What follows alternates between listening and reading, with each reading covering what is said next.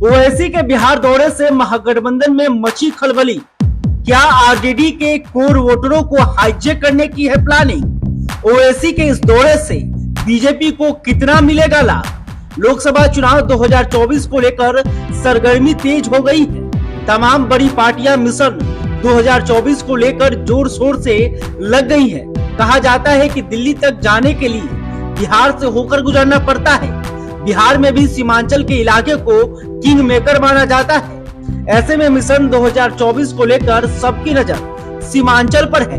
BJP के साथ साथ महागठबंधन भी इस इलाके पर अपनी पैनी नजर टिकाए हुए है। इस बीच अब सीमांचल के आखिर में ओवैसी की भी एंट्री हो चुकी है। ओवैसी की एंट्री से महागठबंधन खेमे में खलबली मची हुई है।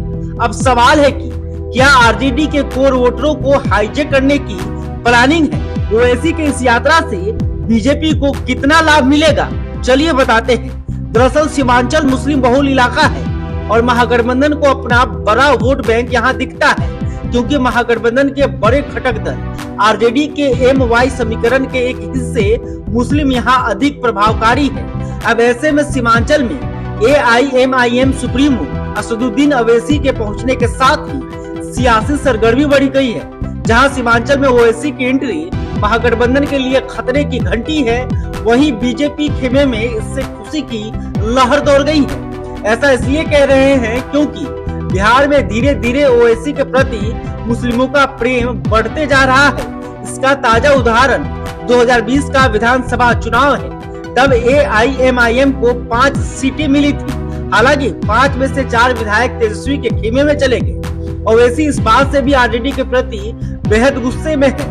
वो इसका बदला लेने की नीयत से ही सीमांचल में अपनी सक्रियता फिर से बढ़ा दी है। वैसे तो लंबे समय तक मुस्लिम आरजेडी के समर्थक रहे हैं, लेकिन नीतीश के नेतृत्व में जब एनडीए की सरकार बनी तो मुस्लिमों को रुझान जदयू की तरफ भी बढ़ा है। आरजेडी के आधार वोट को नीतीश ने अपने पाले में कर लिया। इसके लिए नीतीश ने बहुत हद तक काम भी किए। सबसे पहले पिछड़े मुसलमानों की पासमंदा श्रेणी बनाकर उनको अपनी ओर आकर्षित किया। बाद में वे अपने कुछ और कामों से मुसलमानों में लोकप्रिय होते गए। आरजेडी के समीकरण का एम अब नीतीश का हिस्सा भी बन गया है। आपको बता दें कि एआईएमआईएम मुस्लिमों की ही पॉलिटिक्स करती है। यही वजह है कि 2020 में ओवैसी ने सीमांचल से अपने उम्मीदवार उतारने का पहला प्रयोग किया। इसमें उन्हें काफी हद तक कामयाबी भी मिली। बाद में विधानसभा की 2 सीटों कुडनी और गोपालगंज के लिए हुए उपचुनाव में भी ओवैसी के उम्मीदवारों का असर दिखा। गोपालगंज में अगर ओवैसी के उम्मीदवार ने वोट नहीं काटे होते तो आरजेडी के उम्मीदवार का जीतना तय था।